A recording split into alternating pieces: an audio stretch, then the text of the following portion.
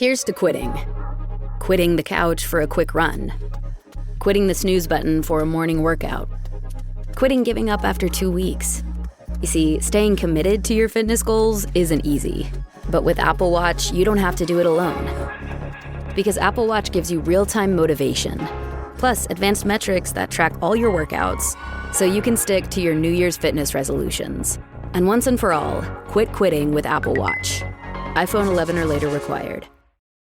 Don't chew on that, Max. Cooper loves that chew, too. Oh, now he's into Cooper's food. Wow, he is loving it. What do you feed Cooper? Blue Buffalo Life Protection Formula. He never leaves a crumb. I love it because it's made with high-quality protein, nutrient-rich fruits and veggies, and wholesome whole grains. Looks like we're switching to Blue. Blue Buffalo foods are made with the superior ingredients your dog needs to thrive. Can your dog food say that? Visit feedbluefood.com to learn more. I didn't think the pain from the shingles rash would affect simple, everyday tasks like bathing, getting dressed, or even walking around. I was wrong. Though not everyone at risk will develop it, 99% of people over the age of 50 already have the virus that causes shingles, and it could reactivate at any time. I developed it, and the blistering rash lasted for weeks. Don't learn the hard way, like I did. Talk to your doctor or pharmacist today. Sponsored by GSK.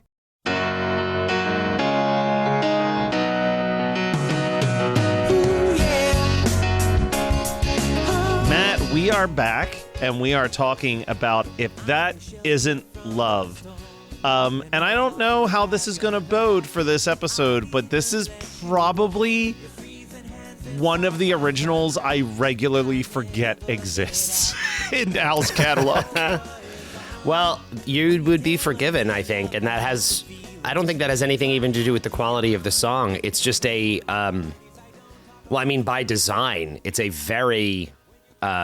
just straight down the middle track for Al. You know what I mean? Like it's unremarkable, but not in a bad way inherently. No, it's just, It's not, know what it is? It's not that it's a bad song, but there's nothing new that it's bringing to the table in the grand scheme of Al originals to me. Like this checks a lot of Al boxes, right? It's a list song. Sure. It's like, I'm a bad boyfriend, but I don't realize I'm a bad boyfriend, so I'm talking about how great, like, he's done... Oh, yeah, comedically, he has done this before, for sure. Yeah, like, we're not, like, breaking new ground, and I think a little bit, not as much as Skipper Dan, but similarly to Skipper Dan, I don't know if this is a full home run on the style parody either, and what I mean by that is, like, this is a style parody of Hanson. Taylor Hanson is playing the piano on the track, which is he is noteworthy. And I think musically, it's pretty on point. It's definitely a later Hanson. Like, we're talking, like, this is very inspired by, like, Penny and Me, I feel like is, like, what the... skeleton was that they were pulling from, like that. I guess so, right? And Penny and Me, it would have been out, right? That came out in early 2000s. Yeah. So 03, 04. Yeah, like the structure feels more like the Underneath album. Yeah. We're not doing Middle of Nowhere, but I think the problem, and this probably comes with age and a million other things, but I think the most iconic piece of Hanson is the falsetto vocals, which are just like nowhere on this track, really, like, and that to me feels like a slight miss. Like, if this was sung in a slightly higher register, even if Al accepted, like, hey, we're probably never going to play this one live, so let's do studio trickery to, like, pitch up my voice just a little bit to a comedic, like, I think it actually would have made the song more recognizable as Hanson and kind of funnier if it was pitched up to a child's falsetto. You know what I mean? So that's an interesting idea. I think that you are right that it would have been funnier. Yeah. That part doesn't bother me in this, them hearing him do it, because it feels to me like this is an homage to Hanson for sure. It's straight up, like, it has been publicly said, no question about it. Like you said, Taylor Hanson plays on this track. But this also, to me, when I listen to this, I hear the sound of This is another, I think I've even said it about maybe Skipper Dan. This feels like Al flexing. Yeah. This is like a songwriting flex. I feel like on this record, especially on the originals, I've never really felt this before, where I feel like he is really trying to show off at this late period of his career, the level he can write at when he wants to. Yeah. And that to me is the bigger thing I think about with this song than Hanson. Because Hanson don't have, even with the things you're saying about like the higher falsetto, like kid voice and stuff from Middle of Nowhere, like that's all well and good. But I don't actually believe that Hanson have a distinct and established enough sound to ever warrant like him doing a style parody at the level of some of the other stuff we've heard. And I said the same thing about Weezer on Skipper Dan, where I was like, I just don't think Weezer are a band with a singular enough sound for him to grab onto and run with in a way that's like, I get this completely 100%. I don't think Hanson, that works either. So I think this is more like he's obviously friends with them. I did see, I don't know if we ever heard any material come out of it, but apparently Al and the Hanson brothers would go on writing retreats together for extended periods of time. Whereas he's gone on writing retreats with Hanson. Somewhere in the world, there's probably a Weird Al Hanson composition, but we have not heard it. So they're friends. So I think that maybe that was partially the other part of the inspiration for him to do this at all. But yeah, no, to me, this, like, if you forget about the Hanson thing for a minute, this just feels like an original just pop tune. And then the more I thought about it, I was like, has he ever done an original that really sounds like this? And the answer is kind of no, right? I can't think of anything that occupies this kind of space. He's never done anything quite like this. Yeah. So that part, again, comedically, if he's going back over old territory, that part at least is fresh here, where this feels like an original song version of parodies like eBay or even like Do I Creep You Out? Like the production's different than those, but like big pop production. No, I think that that's all fair. I also think that Hanson kind of occupies this interesting thing that I don't know if Al has done in a really long time. But, he's doing a style parody of an artist that, by all accounts, most people see as a one-hit wonder, right? Yes. Like, there are mega fans out there, and even you and I think, would identify ourselves as bigger Hanson fans than the average male in his late 30s, early 40s. You know what I mean? Like, we know their catalog. We know their songs pretty well. And this is him doing a style parody of essentially a one-hit wonder that he's already done their biggest hit in a polka before.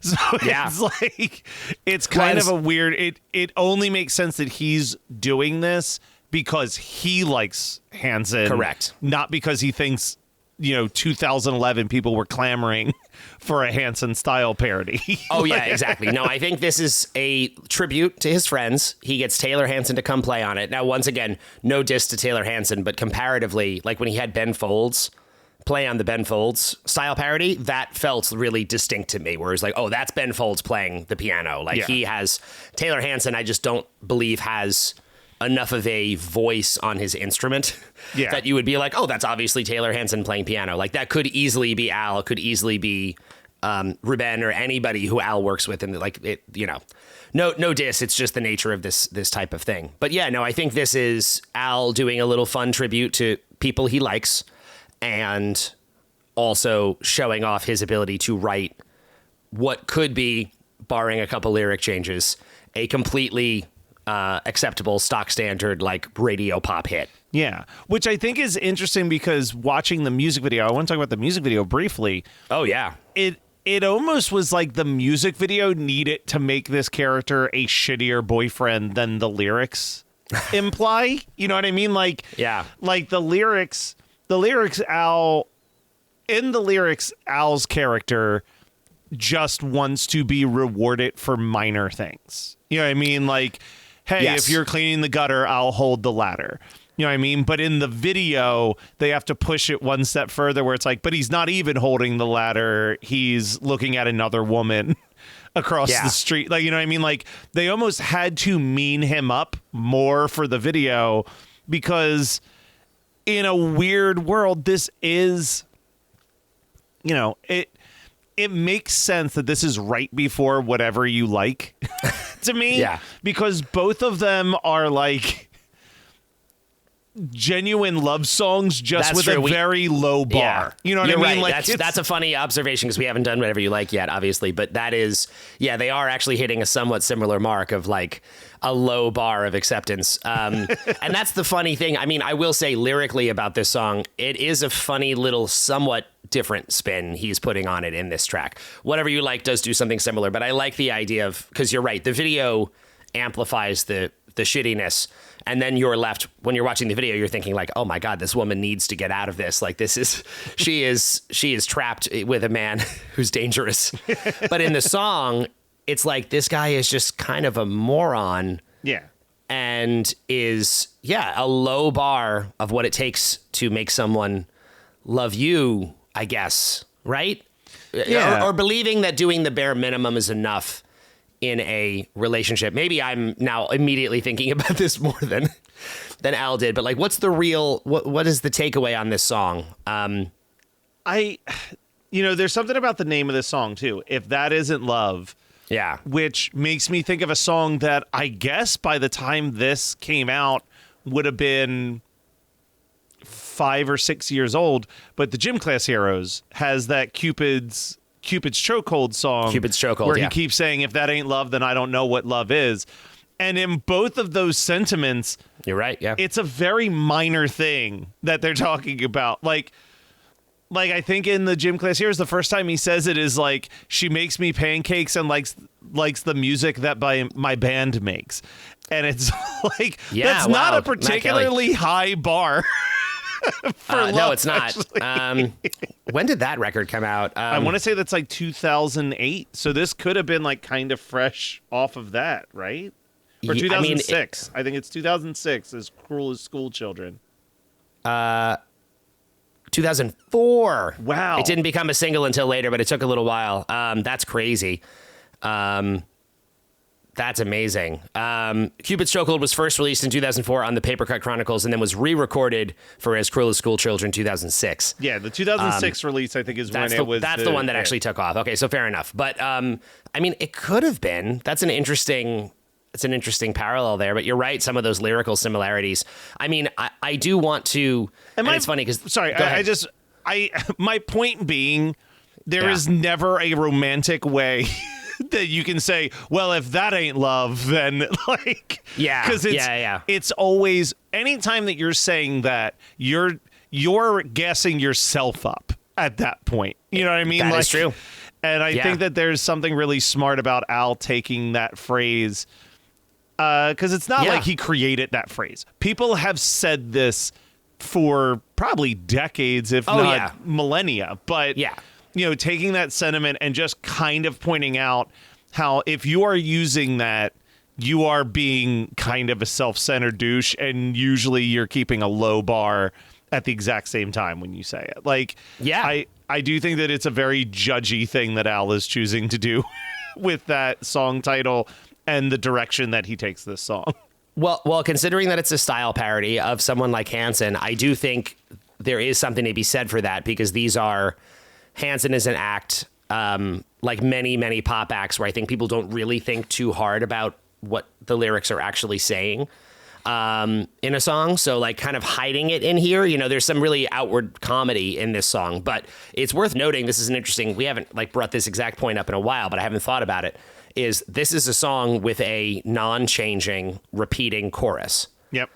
And the chorus of this song could be completely pulled from a dead serious pop song. There's no joke in the chorus of this. It's just, if that isn't love, if that isn't love, if that isn't love, I don't know what love is. That's it. And that's every chorus plays the exact same way. You could take that and put it in any radio pop song and it would work. Well, it's funny because you take that. This is the brilliance of Al, right? Hanson writes this song, and that's the chorus of the song. Yep. Like they would write these verses about how wonderful the girl in their life is. Yep. To them, and being like, if this isn't actual true love, I don't think I know what actual love is. And it's a beautiful sentiment. And Al takes this exact same chorus that any pop star could make into like a slow dance at a wedding level chorus. But your instinct is based on the verses that the narrator genuinely doesn't know what love is. Like that is your takeaway, is like, oh, he doesn't understand, because his bar is like, I won't turn on the leaf blower during the hour that Oprah's on, and I won't talk about your embarrassing personal health issues in public. Like that's like, to him, the definition of love. And like, you as the listener take away like, oh, this character has no understanding of what love is supposed to be. Or, I mean, to be one little flip here, because there's nothing in the lyrics to indicate that this person's partner is not also fully on board with this man and the things that he is choosing to do for her. I shouldn't even presume gender, actually, because I don't think genders are specified in the song. But yeah. Oh, no, he does reference girl, I think. Well, regardless. Yeah, no, it's possible that this is someone telling a story of an actually wonderful, fully functional relationship. And that she is just like, yes, I love the fact that I'm always allowed to warm my hands in your butt crack. That is just something that they agree. It's not impossible. Or we don't really know. Or I just love that my man is willing to let me know when I'm starting to look fat, because I know that my friends wouldn't inform me of that information. Like that. Yes. All your so-called friends will probably neglect to mention that. There is some fun wordplay in this, and it's a shame. You know what? And like, as we're talking about it, and I'm like laughing and thinking about it, like, this is on paper, this is a very, very satisfying and like just tried and true Weird Al style parody. But it's just not as memorable as so many of the other ones we've looked at. Like, again, when I'm thinking about the love song thing, like, there's 5 I would put above this on my list. Well, that's the problem, is like, this is definitely, listen, we have dug through dramatically worse Al originals.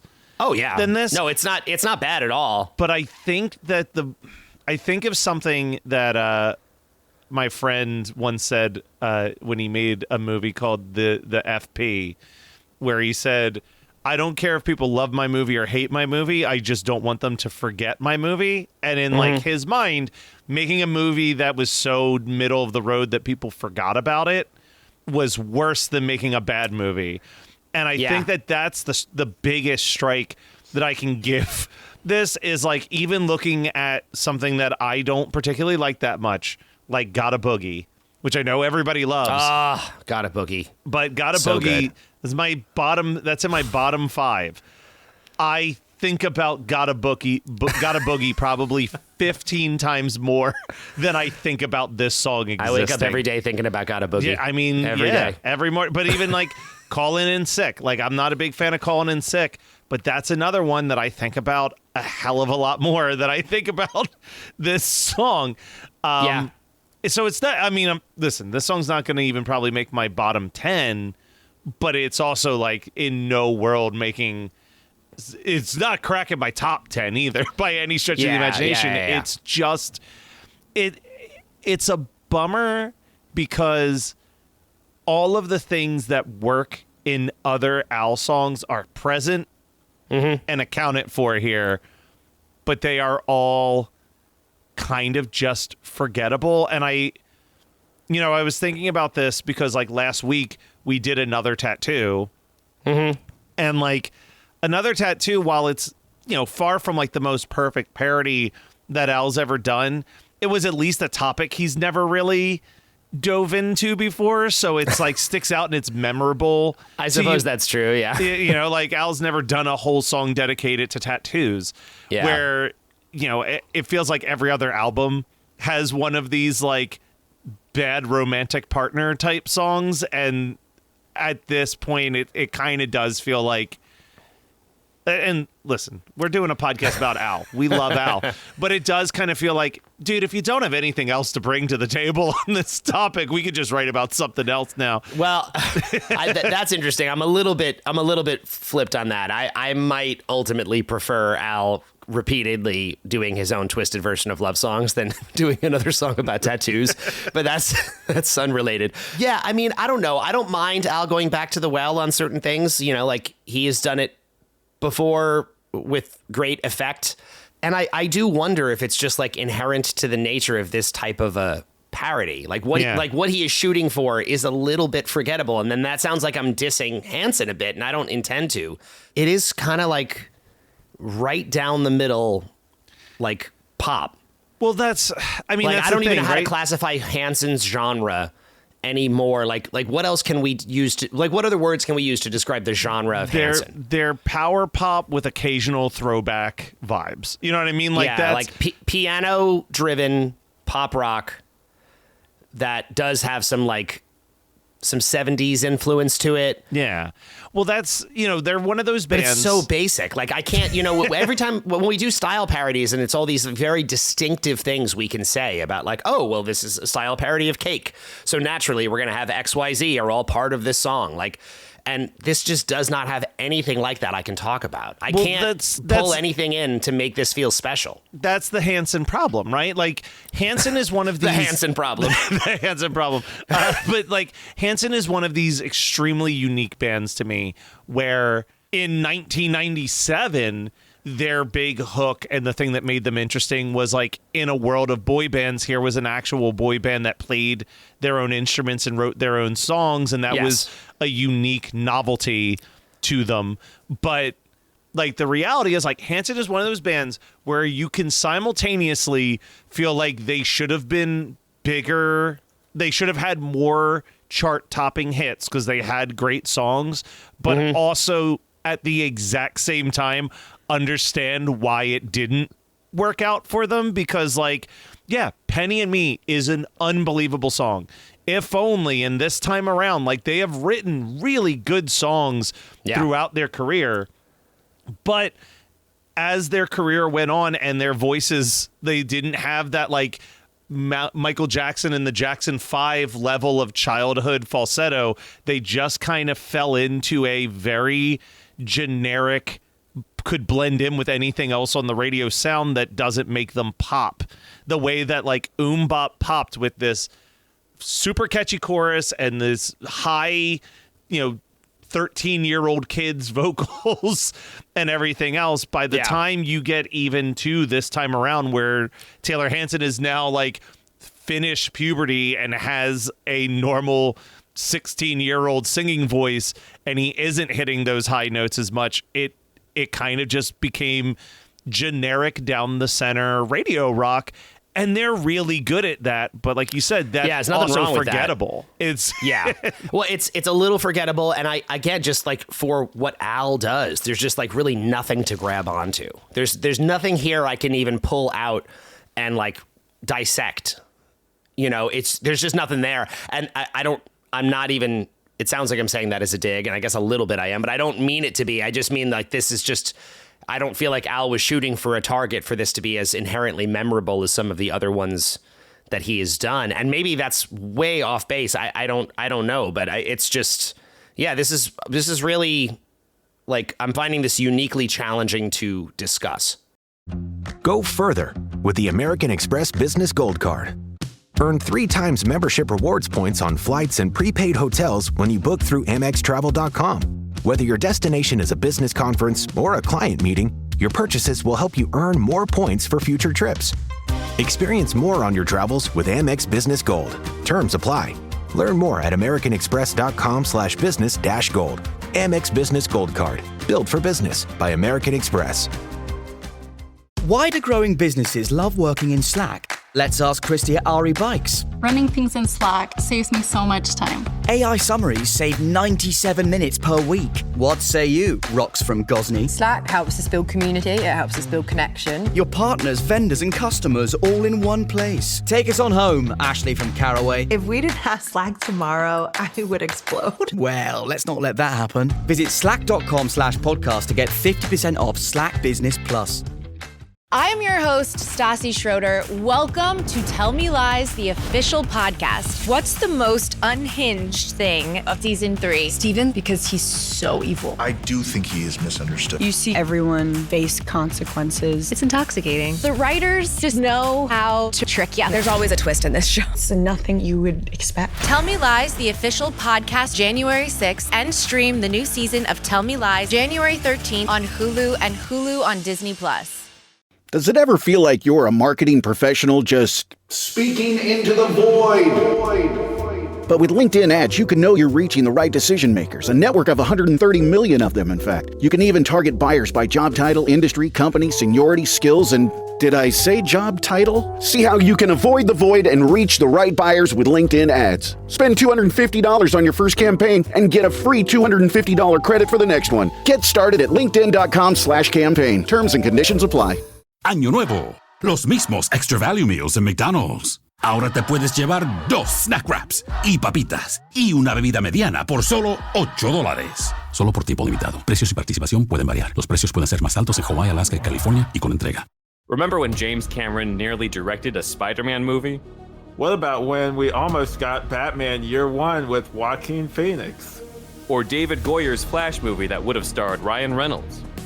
Well, if you want to learn about all the unmade superhero movies, then check out Superhero Stuff You Should Know.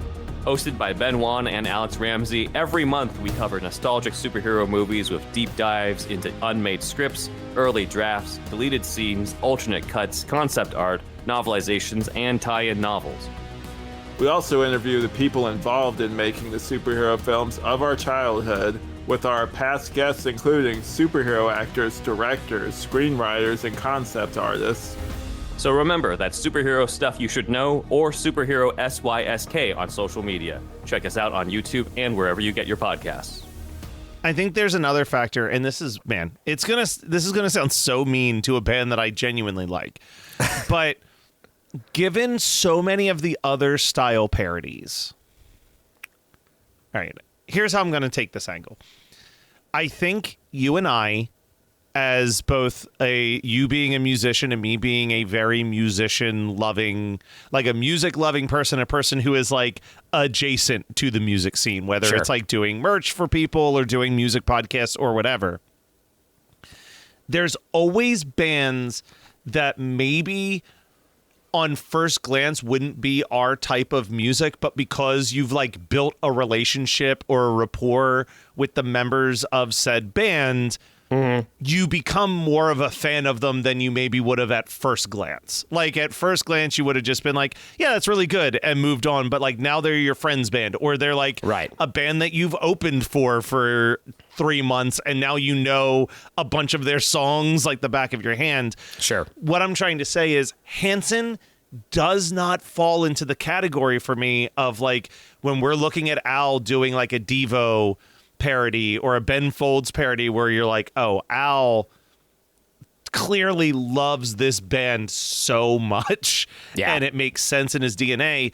Hanson kind of feels like a band that he got hired to do the music video for, became really good friends with the kids in the band from doing that music video, and then through just that friendship became a fan of. Right. That's true. We forgot at the top of this to talk about the music video connection as well, because he did Mbop in a polka, and he directed River. River, the good parts of that video. He directed the Titanic spoof stuff, which was really funny. So he all of it points to, I think you're exactly right, Matt. I think this is like a long-standing relationship. I had mentioned earlier how they did like songwriting retreats and stuff together, and I think it was just, this seeped enough into his DNA that Al wanted to see what he could do with it. And again, I don't think he did a bad job. No, I really don't think he did a bad job. It also, like, not for nothing, everything I know about Taylor Hanson just through his other projects, I don't doubt for one second that him and Al have a lot to talk about as far as music that they're both fans of, right? Like, yeah, we're talking about a person who is in a very good and very, like, underrated supergroup with, like, Adam Schlesinger of Fountains of Wayne and, like, members of Cheap Trick, which, like, I have no doubt Al loves Fountains of Wayne and Cheap Trick, where it's like, I'm sure that there are conversations for days that the two of them have had about music that they both like. So I'm sure that there is a very strong friendship and musical appreciation between these two men. I just don't, in the way that I can listen to Close But No Cigar and be like, yeah, Al definitely had Fashion Nugget in his CD player in his car at some point in his life. Right. I don't think that Al had Middle of Nowhere bumping in his car in 1997. Yeah, that's fair. That's fair. That's fair. I think you're probably right about that. Yeah, and as a result, we're in this position where it's like, is it, you know, when we talk about ranking originals, we do distinguish usually. It's like, okay, well, we've got this this style parody that's such an amazing style parody of this act that no other, even if all of the rest of it was forgotten, you're just like, oh my God, I can't believe how much he nails this person's style. That's like a level of impressiveness on some of the originals. And then there's other ones where it's like, oh, this isn't actually, this feels more like just an Al song, but it's so good and so unforgettable and the hook is so great, or like something about it sets it apart in this other way where you're like, oh, that's just amazing.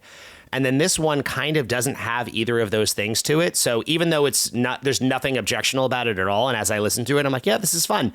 But there's nothing that makes me, that pushes it up the ranks like so many of his other originals that we love so much. I think the biggest one to compare it to that we talked about not that long ago is Skipper Dan. You know what I mean? Like, Skipper Dan is a perfect example of a song where maybe the style parody isn't an absolute home run, but the song itself is unforgettable enough, to me at least, that it overrides any of those worries. Yeah, where this one I feel like it doesn't override it. Yeah, and maybe that's just my taste coming through. That could just be my taste, really. Like I'm gonna go for the Missed Weezer style parody than the Missed Hanson, just for my aesthetic preferences. For sure, but I love both of these artists. No, and I do have no opinion. Like, it doesn't shift my opinion in the slightest on that. Like, I could do a Hanson podcast just as easily as I could do a Weezer podcast and be content.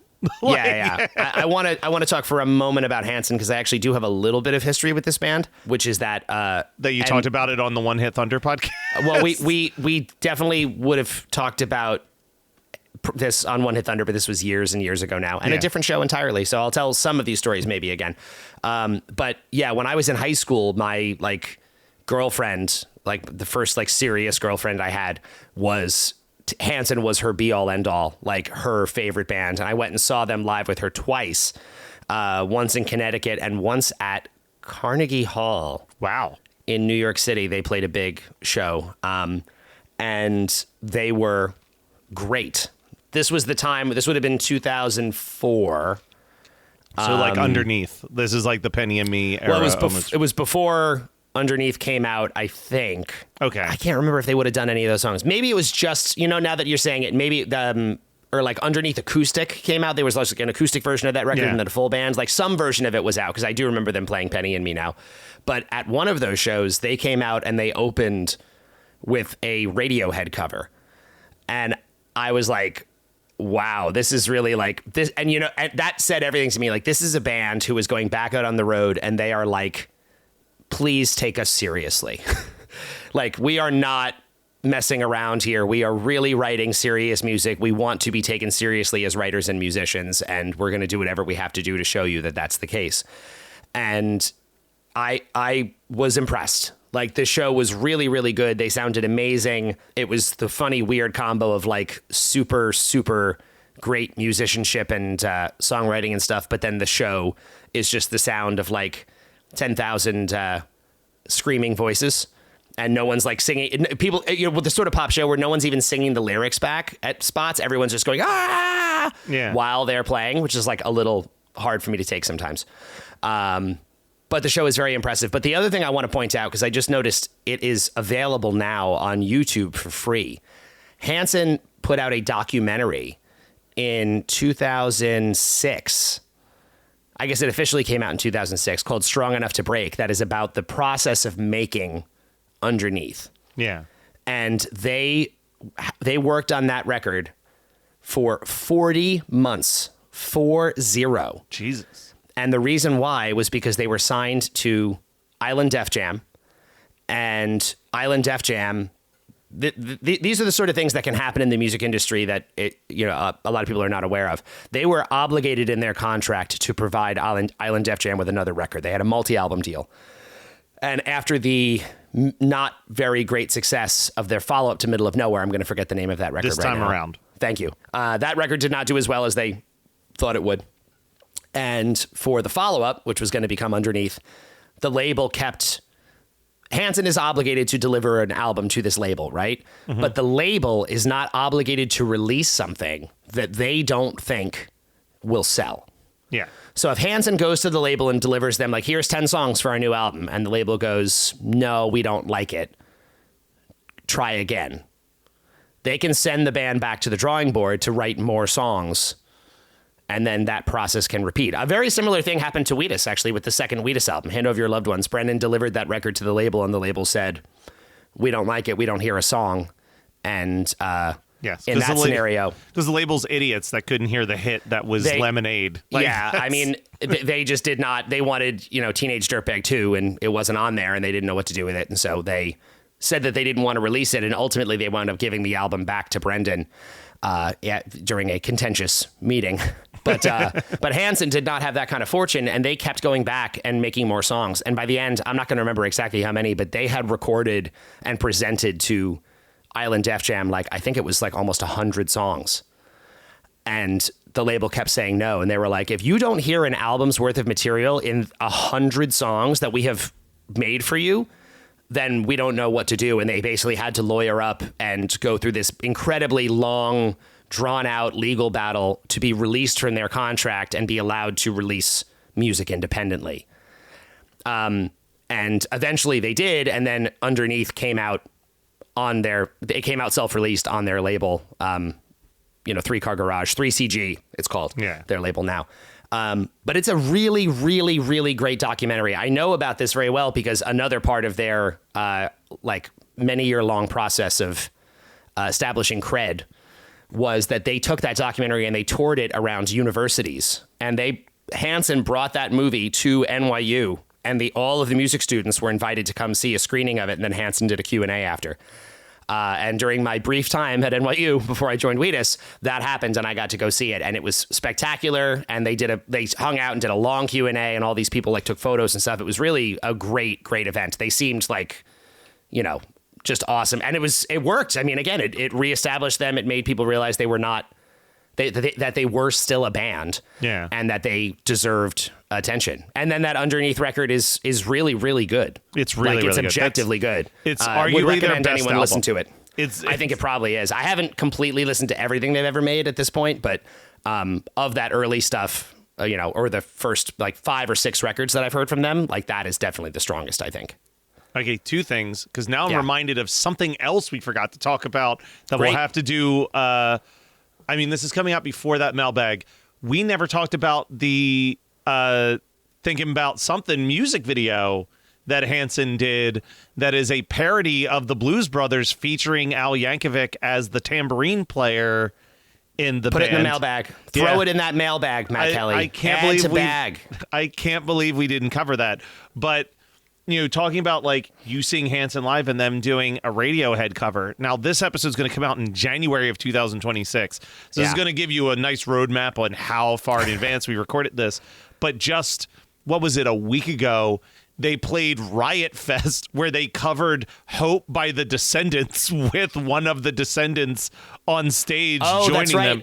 them. Wasn't it the other way around? Didn't Taylor hop up and join Descendants? No, it is listed on the Hanson set list which is a wild set list because they only played 6 songs, and one of those songs was Hope featuring Stephen Egerton from The Descendants. Oh, wow. I had it backwards. Them. I thought Descendants were playing and Taylor Hanson hopped up with them. Oh, that's crazy. That's weirder. That was right after they did Bop with John Stamos on drums. I did see John Stamos on Bop. Like, my God, what a weird year with John Stamos all over Riot Fest. Did Hanson play the Weird Al stage? Because I know Al had his own Riot I'm pretty Fest sure stage. they did. I'm pretty sure they did. Hanson, Sparks, Devo, all people you would expect. I think they were. Yeah. Yeah. Oh God, I wish I had gotten to see that. That sounded super, super great. Well, are you ready to start ranking this bad boy? Because I'm shocked that we've gone almost 40 minutes talking about it. I think I'm just about ready. Just the note. This was played only on the 2018 Vanity Tour. It's the only time he ever played this live. They did it 23 times and then stopped, which is pretty low compared. There's a few that he did pretty minimally on that tour, and this was definitely one of them. So I guess a favorite of Al's, maybe they didn't think it was quite as much of a fan favorite, but he did tell a story before one of the shows that I really liked about how this song's concept actually was inspired by real life. In that he, at one point, he said it was years before he actually recorded this song. He was on a boat ride or something with his wife, and it was like sunset, and he was looking out, and it was very beautiful, and it was just the two of them side by side, and Al just turned to her. This is a great little insight into what it might be like to just be married to Al Yankovic. But he just turned to her and said, "Honey, you make that sunset look like a turd." And he said she did not think that was funny. And did not appreciate it at all. And but it made him laugh enough. He was like, I'm going to use this in the song. And then that was the inspiration for this track, was Al's actual off-the-cuff joke to his wife. I'm going to use that later on in my life. That's a great line. That's, you know what? Again, according to Al, does not work. But by all means, give it a try. See how it goes for you. We'll see how it goes. And then the other thing I just wanted to shout out, we mentioned the video very briefly, but directed by a guy named Brian Frisk, who seems like he has I looked up his website and he has moved on. He does like all commercial work now, it seems like. He makes commercials for Toyota and stuff. But a very prominent still place on his website that glorifies how incredibly thrilled he was to make a video for Weird Al, which of course you would be, right? We'll talk about that a little bit when we do the ranking. Because I don't know how to feel about this. We're in a block of a lot of animated videos that we had to watch today, and it's like, all right, well, which one was the best and worst of those? But for this song, I said it wasn't going to be in my bottom 10, and that is still true, but it's not too far from it, actually. I'm putting it... I can't believe I'm saying this. I'm putting If That Isn't Love underneath Let Me Be Your Hog and above Happy Birthday, because I truly think about Let Me Be Your Hog more than I think about this song. Wow, there you go. I mean, I'm going to put this... You know what? We mentioned it earlier. This is low for me, and in fact... Yeah, this is actually going to make it into my bottom 10. Okay. I'm going to put this, because we said it earlier and because I feel like I now must, I'm going to put this just below Got a Boogie and just above Talk Soup. Which, again, I'm going to say those are low, but those are two songs that I think are great. And really, more than ever now that we're getting to long, long lists that cover most of Al's catalog, Al's weakest are still pretty good. I have to go to the real bottom of my list before I'm looking at stuff like, that's not, I don't love listening to that song. But there's really, really great stuff all over these. I would say, looking at my Al originals, really the only Al original so far that we have covered where I actively would be like, I do not like this song, is Buckingham Blues. I think that everything else from Al's originals, even like the worst Al original, I like more than some of my like low ranking Al parodies. Like there are at least like five or six Al parodies that I'm like, there is almost nothing I enjoy about my experience listening to these, where the originals most of the time are great. The I video, agree, yeah. I like the animation style in this video. I do like that it tries to elevate the material a little bit more. I'm still not going to rank it particularly high. I'm putting it below Skipper Dan, which is a video I like way less than I like the song, but above I'll Sue Ya, where my feeling of the video and the song are about equal. So that is in my bottom 10 for the music videos, for sure. But again, there's nothing inherently wrong with the video. It's just, my God, the amount of animated videos we have had to watch over these last 2 album cycles is brutal. It's true. It's true. I'm actually going to go even lower than you, and I'm going to put this second from the bottom on mine, just between Pancreas and Harvey.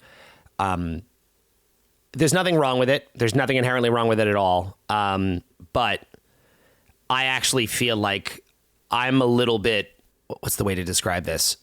I don't love the fact that the video heightens things. I actually feel like in the case of this song, like what I like about Al's jokes are the subtlety of it and the very understated nature of all of the things he's talking about. Like there's no escalation or de-escalation in this song. It's just all very like middle of the road, like weird nonsense. And the fact that the video heightens it and makes this guy more villainous, I actually feel like kind of takes away from like some of the more interesting like moments of the lyric of this song.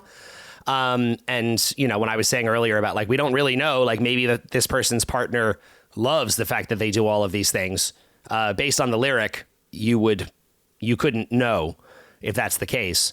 But in the video, it feels like this woman is trapped with a psycho, like she is in a bad, dangerous situation in the video, as opposed to the song, which is like, this guy is just like an idiot, but maybe a well-intentioned idiot, maybe a perfect idiot for the right kind of person. I don't really know. So I'm going to rank it a little bit low, a lot low, but, Yeah. But you know, again, it's not bad. It's not offensive. It's just not memorable to me. For sure. And back to what you were saying about like kind of a well-intentioned idiot. Like this is the type of, you know what it is? This is the type of song that like Steve Carell's character in The Office would consider love. You know what I mean? So true. And I love that you said that, because the last thing I have to say about this song is that there is a video up on YouTube of a groom and his groomsmen at their wedding singing this song to his new wife, a cappella style, like an Ed Helms from The Office sketch. Like, I swear, this plays out like a scene from The Office. It is incredible. The groom and groomsmen lined up at the reception, and they are doing a full a cappella version of If That Isn't Love and singing it to the bride, who looks at best moderately amused. And everyone's just watching, and it's kind of like, it starts with people laughing, and then it gets a little bit just like the laughter gets a little bit more uncomfortable, and it is a wonderful combination of heartwarming and deeply cringe. And it is a true, like, a cross between Michael Scott and Andy Bernard from The Office cringe moment. Highly recommended. Shout out to the people who made that video. Great work. That's hilarious. Well, next week we're doing a song that we briefly mentioned while discussing this song. It's going to be whatever you like. We're going to do whatever you like. We'll do whatever you feel like. Whatever you like.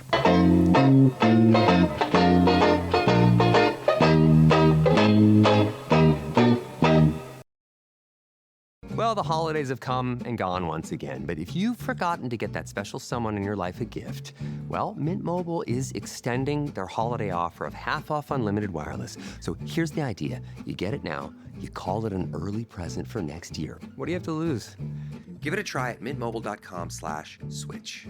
Limited time 50% off regular price for new customers. Upfront payment required. $45 for 3 months, $90 for 6 months, or $180 for 12-month plan. Taxes and fees extra. Speeds may slow after 50 gigabytes per month when network is busy. See terms. You're listening to the Geekscape Network.